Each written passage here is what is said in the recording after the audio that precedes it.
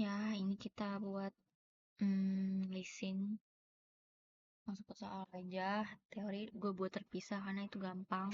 Mungkin kalian paham teori. Pada tanggal 1 Januari 2019, PT Jaya menandatangani perjanjian lease menyewakan peralatan kepada pabrik.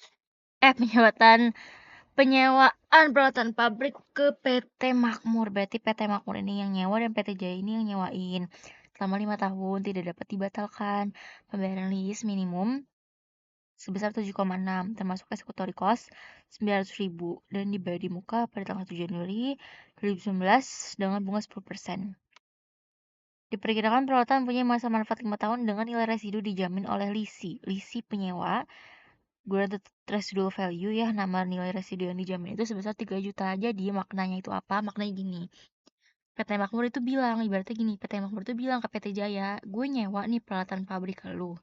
Tapi gue jamin di akhir periode pas gue balikin peralatan pabriknya ke lu, gue jamin masih ada nilainya 3 juta. Nilai harga pasarnya 3 juta deh, gue jamin. Nggak akan anjlok banget gitu. Gitu yang dimaksud dari guaranteed residual value. Jadi si PT Makmur ini menjamin bahwa 3 juta nilai yang dijamin sama dia itu 3 juta. Dia yakin peralatan pabriknya masih ada harganya yaitu 3 juta gitu. Terus dengan catatan PVF dan PVIF sudah diketahui di soal, terus kita langsung masuk ke nomor 1, tentukan besar nilai yang dikapitalisir. Jadi ini kita cari dulu apa yang diketahui di soal biar gampang.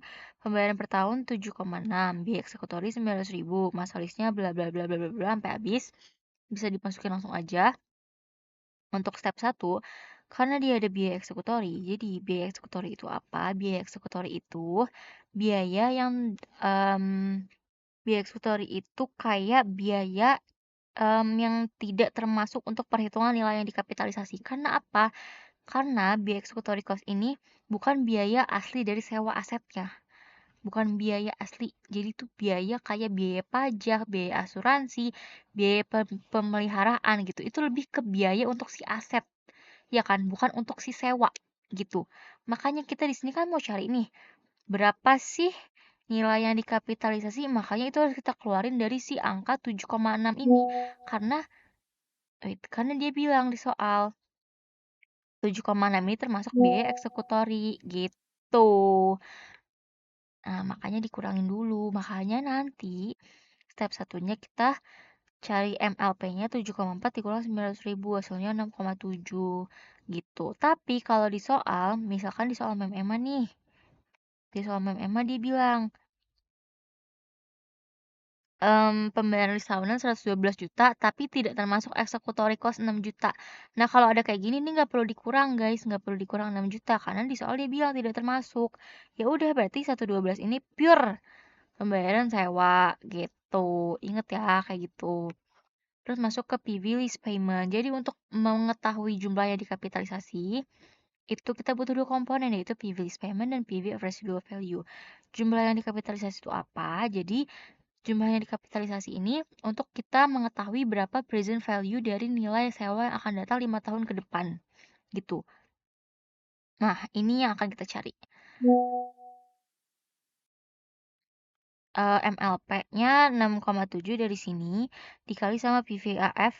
Kenapa pakai PVAF? Karena A itu sebagai angsuran, ini annuity. Makanya untuk mengetahui apa sih yang kita pakai untuk cari previous payment, PVAF kah, PVF kah?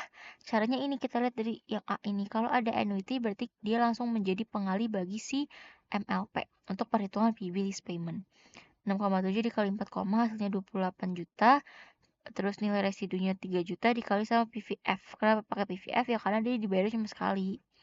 Jadi dikalinya 3 juta dikali 0,6 hasilnya 1,8. Nah, jumlah yang dikapitalisasinya berarti 28 juta ini dikali sama 1,8 juta gitu. Terus buat tabel amortisasi, ini komponennya ada annual lease payment, interest on liabilities, reduction of lease liabilities, dan lease liabilities. Untuk 1 Januari 2019 di kolom ke-1 ini berarti dia cuma mencatat lease liabilities-nya aja, dia cuma mencatat nilai yang dikapitalisasi sebesar 30 juta. Di sini di pembayaran ke-1, nah ini udah mulai pembayaran ke-1. Annual lease payment-nya berapa dari soal yang udah kita hitung. Jangan pakai 7,6 ya. Sorry, jangan pakai ya 7,6 karena dia termasuk eksekutori, jadi harus dikeluarin dulu. Di sini karena dia periodenya belum berjalan, makanya bunganya masih 0. Jangan kalian salah kaprah, kalian malah kalian 10%. Apa yang terjadi? Nih, apa yang terjadi? Di akhir periode masih sisa 4 juta. Gitu. Masih ada kewajiban 4 juta, sedangkan ini harusnya kosong kan, harusnya 0 rupiah gitu. Makanya jangan taruh di sini udah ada bunganya gitu. Ini tinggal kolomnya tinggal A dikurang B, terus disabilitasnya tinggal 30 juta dikurang sama 6, nah ini di sini udah mulai ada bunga nih. Annualized payment-nya konstan 6,7, interest on liabilities-nya berarti tinggal 23 juta. Ini dikali sama 10%, hasilnya 2,3. Reduction of liabilities-nya tinggal A dikurang sama B. 6,7 dikurang 2,3 hasilnya segini. Liabilities-nya tinggal 23 ini dikurang sama 4 juta. Udah. Nah, di akhir periode ini nggak pakai 6,7 tapi pakai 3 juta sesuai sama apa yang sudah dijamin. 3 juta. Terus ini hasilnya dari 2,7 dikali 10. Dan ya udah ini tinggal dikurang aja hasilnya segini. Di sini 0. Berarti nanti kalian di kertas ujian terusnya jangan 248 tapi 520. Biar hasilnya 0. Pokoknya di 0-0in aja deh. Kita masuk ke jurnal sebagai PT Makmur, ini yang nyewain karena dia menyewa, berarti muncul aset di debit 30 juta dan muncul kewajiban di kredit 30. Nilainya sebesar nilai yang dikapitalisasi. Terus untuk pembayaran sewa ke 1, jangan tulis 7,6, tapi tulis 6,7 dan tulis eksekutorinya jangan lupa sebesar 900.000. Nah, ini bisa dilihat dari mana? Sebenarnya jurnal ini tuh kalian lihat aja di tabel amortisasi. 1 Januari 2019 list liabilities-nya berapa? 1 Januari 2019. Nih. Nah, masukin di sini eksekutori cost-nya berapa? Dari soal ada. Cash-nya berapa? 7,6. Dari mana? Dari penjumlahan ini. Lanjut ke pencatatan bunga. 31 Desember 2019. Rumusnya udah ada di samping. List liabilities tahun tersebut dikali suku bunga. Tahun 2019 list liabilities-nya berapa? Nih, 2019. List liabilities-nya berapa? 23. Nah, ini dikali sama 10%. Dikali sama 10% hasilnya segini. Terus dikali lagi sama 12/12. Kenapa? Karena dia full. Dia sewanya dari Januari. Dan ini udah periode akhir di tahun 2019 makanya full. Kecuali kalau dia sewanya September misal. Berarti harusnya bukan 12/12 dong. Gitu. Harusnya berapa? Kalau September tuh September ke Desember 4/12. Gitu. 4/12. Terus masukin di sini depresiasi aset selama 5 tahun dari nilai yang dikapitalisasi dibagi masa tahun dikali 12/12 lagi dan lagi karena dia full dari Januari ya.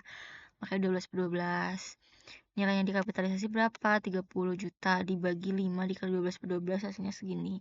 Nah, pembayaran sewa kedua karena udah muncul expense makanya